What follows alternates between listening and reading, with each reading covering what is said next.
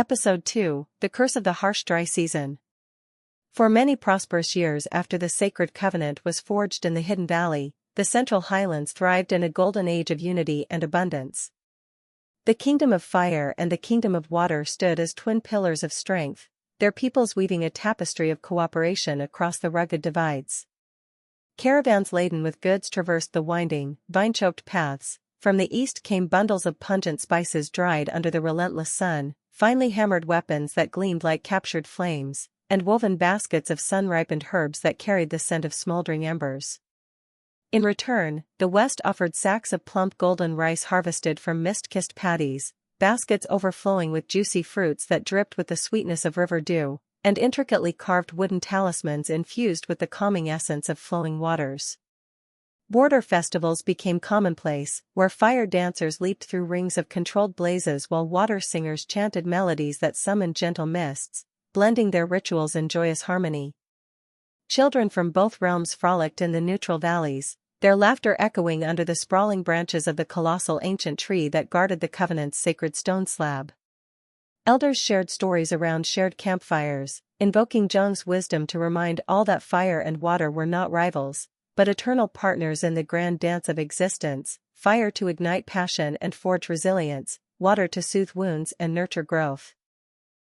Yet, as the cycles of moons waxed and waned across the star-strewn skies, subtle omens began to weave their insidious threads into this idyllic fabric, leaves withering prematurely on eastern vines, rivers murmuring uneasy, fragmented songs in the dead of night, and prophetic dreams that haunted villagers with fleeting visions of imbalance, like distant thunder rumbling on a clear horizon. The covenant, once as unyielding as the sacred stone it was etched upon, now felt increasingly like a fragile dam straining against the pressure of an unseen, swelling torrent. The shattering of this fragile peace erupted without prelude, as sudden and unforgiving as a thunderclap splitting a cloudless azure sky. In the kingdom of fire, under the unyielding gaze of Pteoopwi's rule, a merciless drought descended upon the eastern lands like a wrathful spirit summoned from the depths of forgotten volcanoes.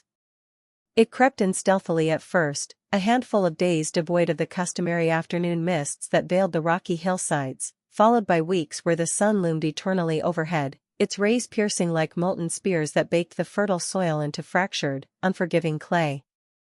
But this was no fleeting dry spell. It metastasized into 9 excruciating months of unrelenting torment, a curse that sapped the very lifeblood from the once vibrant realm. The eastern landscapes, previously alive with swaying golden fields of maize and the thunderous pursuits of hunters tracking elusive tigers through thorn-laced thickets, morphed into a desolate wasteland that evoked the barren craters of ancient eruptions.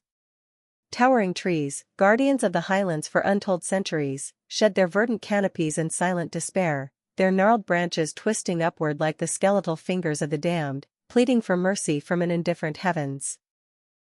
Rivers that had quenched the thirst of villages for generations dwindled to feeble trickles, then evaporated entirely, exposing parched beds strewn with the bleached bones of fish, shattered pottery from desperate rituals, and the faded remnants of children's toys lost in better times.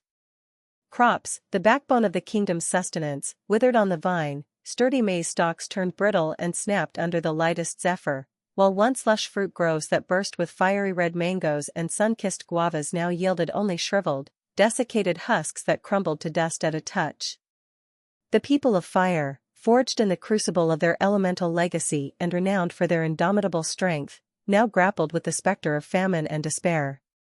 Hunters, their bodies honed by years of stalking prey through sun-dappled jungles, returned to their bamboo villages empty-handed and hollow-eyed, the forest's wildlife having migrated in desperate herds toward rumored distant oases shrouded in myth.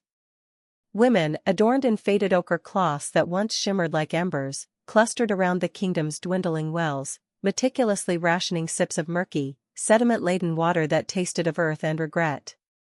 Their ancient songs of praise to the sun's life-giving warmth transformed into haunting dirges, pleas laced with desperation for the rains that had forsaken them.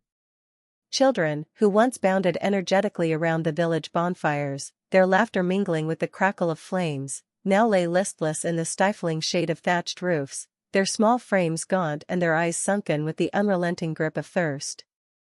Whispers of unrest rippled through the parched communities. Shamans consulted charred bones tossed into dying fires, interpreting ominous patterns that spoke of external malice, while warriors sharpened their blades with grim determination, their conversations turning to the borders where the West's lush horizons taunted them like a mirage. Ptahhotpui, the king of fire, bore the drought's anguish like a crown of thorns upon his sun-bronzed brow. From the elevated vantage of his bamboo palace perched atop a jagged rocky outcrop, he surveyed his suffering domain each dawn, his towering frame stooped with the weight of responsibility, and his jet-black hair matted with the dust of endless vigils. He clutched Gumsaga with white-knuckled intensity, the sword's hilt pulsing with latent heat against his calloused palm, yet every attempt to draw it forth only amplified the blistering inferno, as if the divine blade itself conspired with the curse to devour what little moisture remained. This affliction is no whim of nature, he growled to his inner circle of trusted advisors, grizzled warriors scarred from legendary hunts, elder shamans adorned with feathers from fire-spirited birds, and loyal scouts whose eyes gleamed with the fire of suspicion, gathered in the dim, flickering glow of a meager hearth that struggled against the oppressive dryness. Our fields scream in agony, our rivers are ghosts, and our people fade like embers in the wind. Why have the heavens turned their back? Could it be treachery from the west, where waters flow unchecked? The whispers ignited like sparks on dry tinder, spreading through the villages in hushed councils, tales of unnatural sorcery at work, of water spirits twisted into vengeful entities by forbidden rites. Scouts, dispatched under the cover of starless nights, returned with reports of eerie mists coiling along the western frontiers, and one daring hunter swore by the flames of his ancestors that he had glimpsed rivers in the distance surging with unnatural vitality, their bountiful flows a cruel mockery of the East's desolation. Suspicion took root deep in Ptahhotpui's resolute heart, blossoming into a thorny vine of doubt. Had Ptahhotpui, his sworn brother under Zhang's gaze, manipulated the serpent jewel to monopolize the celestial rains, hoarding the life-giving essence for his own realm? Was this interminable drought a deliberate enchantment, a brazen betrayal of the oath etched eternally on the sacred slab? Simultaneously, on the opposite side of the mist-enshrouded mountains in the Kingdom of Water, a parallel catastrophe unfurled with equal ferocity, plunging Ptahhotpui's tranquil domain into a feverish nightmare. The western territories, cradled by the enigmatic upstream rivers and verdant paddies that mirrored the sky's vastness, were assailed by a scorching upheaval that defied the natural order. Springs, which had bubbled forth with crystalline purity since the dawn of time, abruptly erupted with scalding fury, their waters churning like cauldrons suspended over phantom infernos. Thick plumes of steam billowed from the riverbanks, saturating the air with a humid, suffocating haze that clung to skin like a malevolent shroud, transforming the once serene valleys into sweltering saunas where breath came in labored gasps. Fish, the silver darlings of the depths, surfaced belly up in the roiling currents, their scales blistered and flesh cooked in the very waters that birthed them, while the expansive rice fields, pillars of the kingdom's prosperity, flooded with torrid deluges that scorched the delicate shoots, reducing verdant carpets to steaming, sodden ruins. Villages nestled along the meandering streams were forced into frantic evacuations as unpredictable geysers burst forth from the earth, hurling scalding sprays that blistered exposed flesh, withered blooming flowers in an instant, and etched burned scars into the wooden stilt houses that had stood resilient for generations. The people of water, celebrated for their gentle profundity and unyielding adaptability to the rhythms of flow, now confronted a world inverted into hostility. Herds of water buffalo, loyal companions in the fields, stampeded in blind panic from the blistering banks, their bellows echoing like thunder across the valleys as they sought refuge in cooler, shadowed groves. Farmers, their hands calloused from seasons of planting and harvesting under gentle rains, stood helpless amid the chaos, watching as their meticulously tended crops dissolved into vaporous mush, the air thick with the acrid scent of boiled vegetation. Women, who had long woven lullabies to summon the soothing rains, now raised their voices in bewildered wails, their sacred rituals disrupted by the hissing vapors that rose like serpents from the depths, carrying cryptic whispers of impending doom.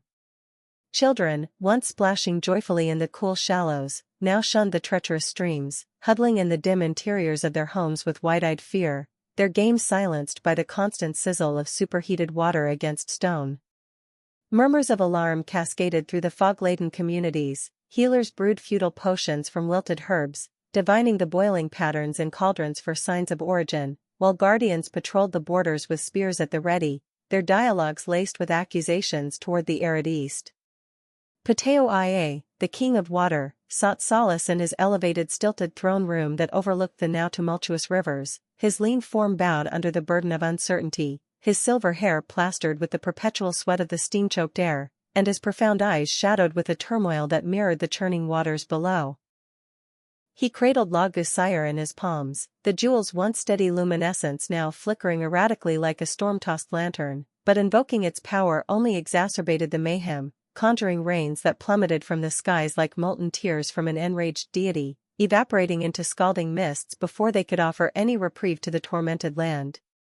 This infernal heat infiltrates our very essence, he confided in a voice laced with quiet desperation to his council of esteemed healers draped in blue-dyed robes, river guardians with necklaces of polished river stones, and seers whose visions were clouded by the rising vapors, all assembled in a chamber where steam seeped through every crevice like insidious fingers.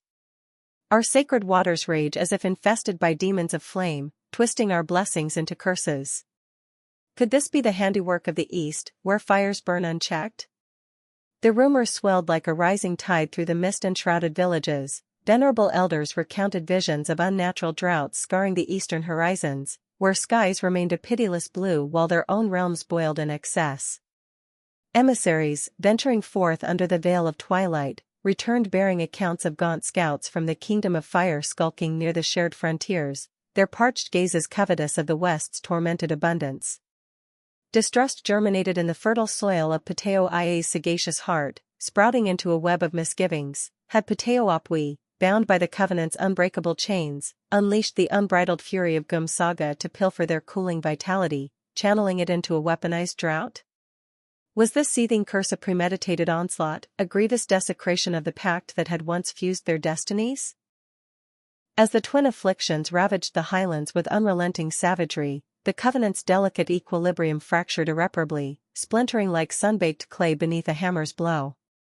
Diplomatic envoys, once bearers of goodwill and trade, now traversed the perilous paths as harbingers of discord, their messages laced with venomous barbs. "You have stolen the rains from our skies," thundered the Fire Kingdom's messengers, their voices hoarse from thirst.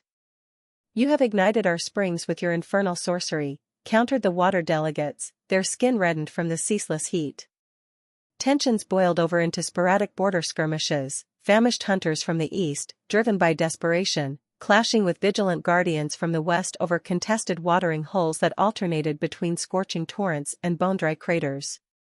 Shamans from both sides communed with the ancestral spirits in frantic ceremonies, but the mountain winds bore back conflicting oracles, each twisted to stoke the embers of paranoia and justify the brewing enmity. In the heart of the hidden valley, the sacred stone slab, symbol of their unity, developed faint, ominous fissures, its once vibrant runes fading to a dull glow, as if the artifact itself mourned the erosion of trust, shedding ethereal tears that evaporated in the cursed air. Yet, concealed within the maelstrom of suspicion and suffering, a sliver of enigmatic truth persisted in the wilderness's shadowed recesses, a clandestine force, perhaps a slumbering spirit roused from ancient slumber or a primordial grudge resurrected from the earth's forgotten core, deftly manipulating events like a puppeteer in the gloom. Whispers from the deepest forests hinted at a greater malevolence at play, one that fed on division and plotted from afar. The curse of the harsh dry season had kindled the initial spark of conflict, but the inferno that threatened to consume the highlands was only beginning to roar.